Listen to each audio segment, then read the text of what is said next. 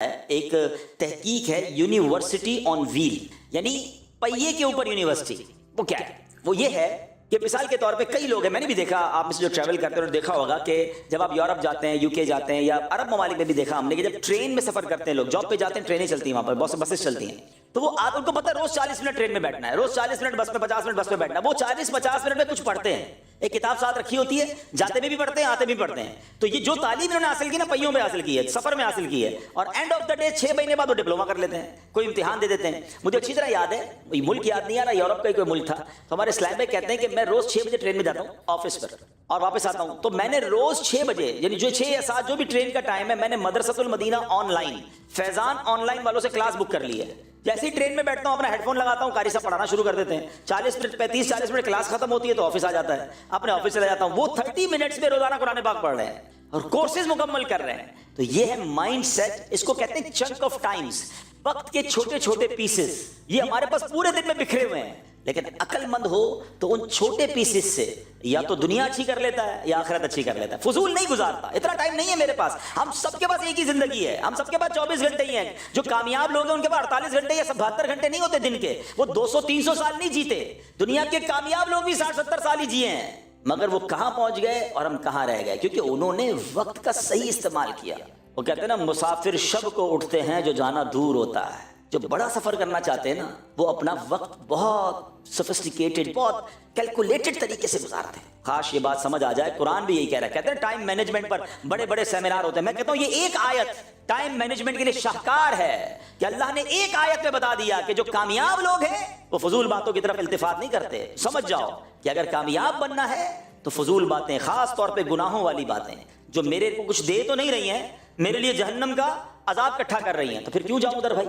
اب آگے چلیے، اللہ فرماتا ہے والذین هم للزکاۃ فاعلون، اور وہ جو زکوٰۃ دینے کا کام کرنے والے ہیں. یہ تیسرا کام دے دیا ہمیں، زکوٰۃ دیتے ہیں. جس پر بھی زکوٰۃ واجب ہے وہ زکوٰۃ ادا کرے تو وہ کامیاب لوگوں میں شامل ہے.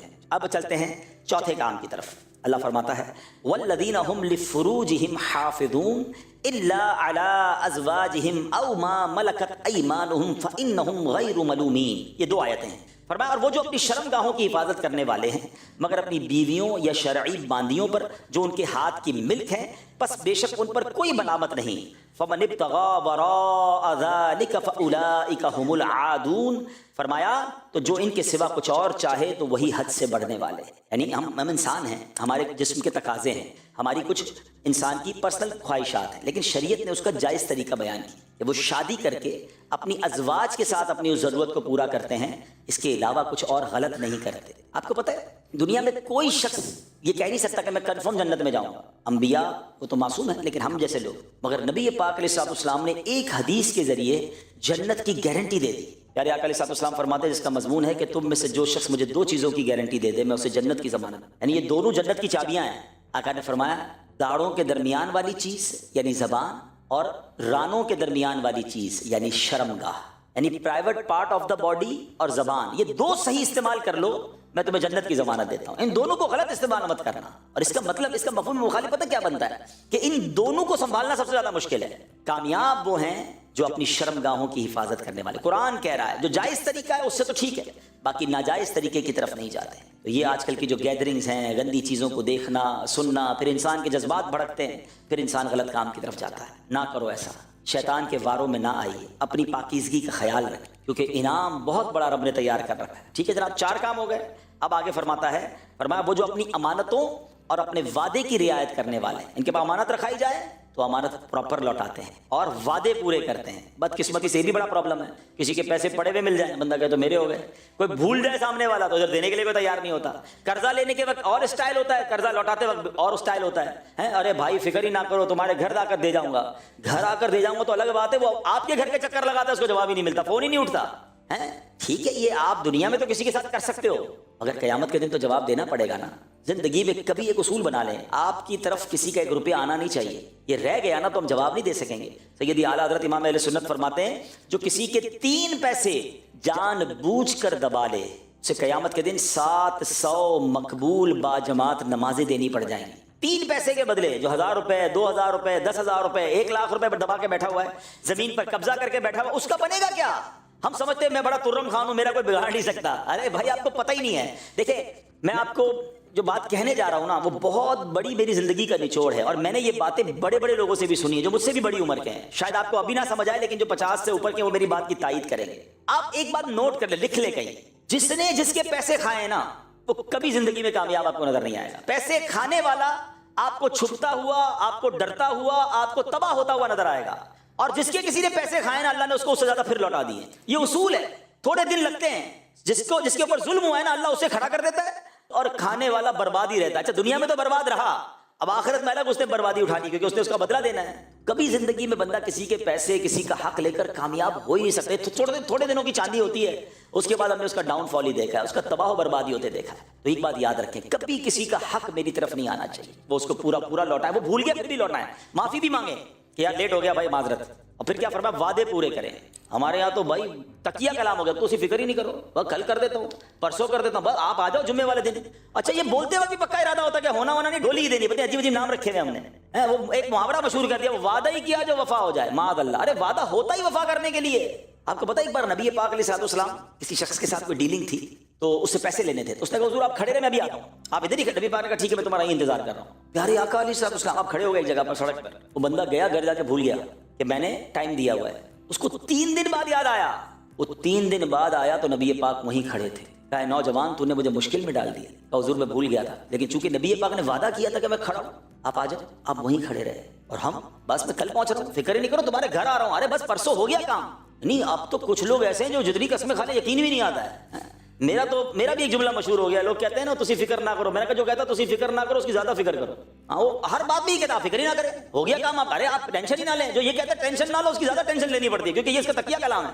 نہ کریں ایسا آپ. اچھا پھر ایسا بندہ جو ہے نا یوں سمجھے آہستہ آہستہ دوست کھو دیتا ہے، اعتماد کھو دیتا ہے. آپ ایسے بن جاؤ کہ آپ کہو نا آپ کا کام ہو جائے گا، سامنے والے کو پتا اس کی بات پتھر کی لکیر ہے، وہ آپ پر اعتماد کرے گا. یار اس نے آج تک جب جو بولا ہے نا وہ ٹائم پہ کیا ہے.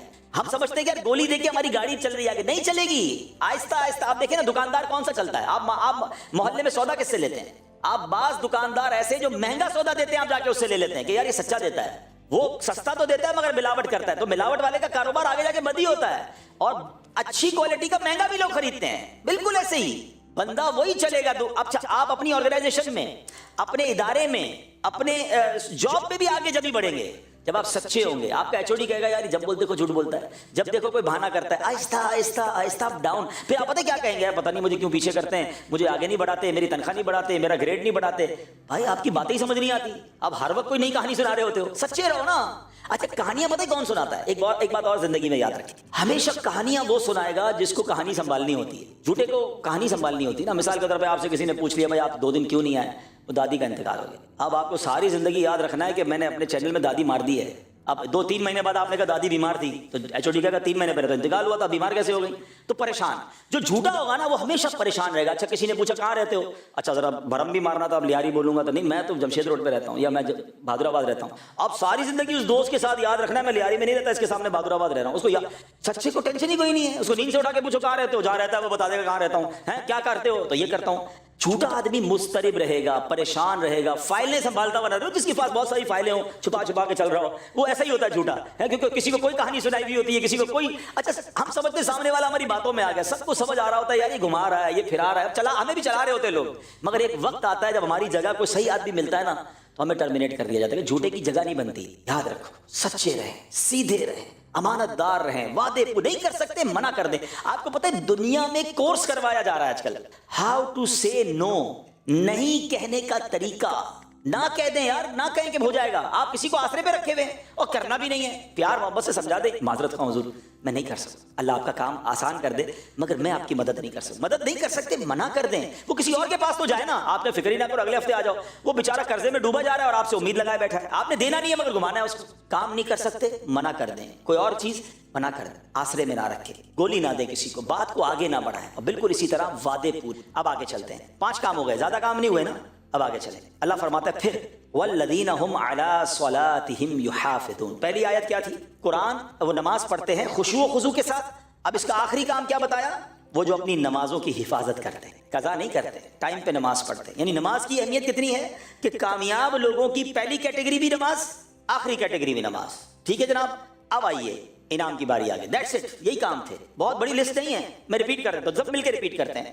پہلا کیا تھا؟ نماز میں خشوع و خضوع. دوسرا کیا تھا؟ فضول باتوں سے بچنے کا ہے, ٹھیک ہے. تیسرا کیا تھا؟ زکوٰۃ ادا کرنی ہے. چوتھا کیا ہے؟ شرمگاہ کی حفاظت کرنی ہے. پانچواں کیا ہے؟ وعدے اور امانتیں پوری کرنی ہے. چھٹا کیا ہے؟ نماز کی حفاظت کرنی ہے. That's it. There is no big list. کوئی مجاہدات نہیں ہے کہ 2 سال کے لیے گھر چھوڑ دو. اب آؤ میں بتاتا ہوں انعام کیا ہے, انسینٹو کیا ہے. اللہ فرماتا ہے اولئک هم الوارث. فرمایا یہی لوگ وارث ہیں. اچھا کس پراپرٹی کے بھائی؟ کان کھڑے ہو گئے نا یار, ہم وارث بن گئے. پراپرٹی کون سی ہے جس کے وارث ہیں؟ اللہ اکبر. سنو, وارث پتہ ہے کیا کس چیز کے ہیں؟ فرمایا الذین یرثون الفردوس. ہائے ہائے, فرمایا کہ یہ فردوس کی میراث پائیں. فردوس پتہ ہے کیا ہے؟ تمام جنتوں میں سب سے جو ٹاپ کیٹیگری کی جنت ہے نا, وہ فردوس ہے. نبی پاک فرماتے ہیں جب بھی رب سے دعا مانگا کرو جنت الفردوس کی دعا مانگا. قبولیت کا وقت ہوگا تمہاری لیے جنت الفردوس لکھ دی جائے گی. اچھا اب ایک اور سوال ذہن میں آتا ہے, چلو یار فردوس کی میراث ملے گی مگر کتنے دن؟ بزنس کلاس میں کوئی سفر کرتا ہے, کوئی وی آئی پی لاؤنج میں چلا جاتا ہے, تھوڑی دیر کے لیے نا. فردوس تو سب سے ٹاپ جنت ہے, کتنے دن؟ آئے ہائے. آگے فرمایا ہم فیہا خالدون, وہ ہمیشہ ہمیشہ اس میں رہیں. جنت الفردوس ملنی ہے اور اس کی کوئی اینڈنگ نہیں ہے. بس آپ چلے گئے تو بس چلے گئے, موت بھی نہیں آنی نا. مجھے بتاؤ یار, اس سے زیادہ آسان کوئی فارمولہ ہے؟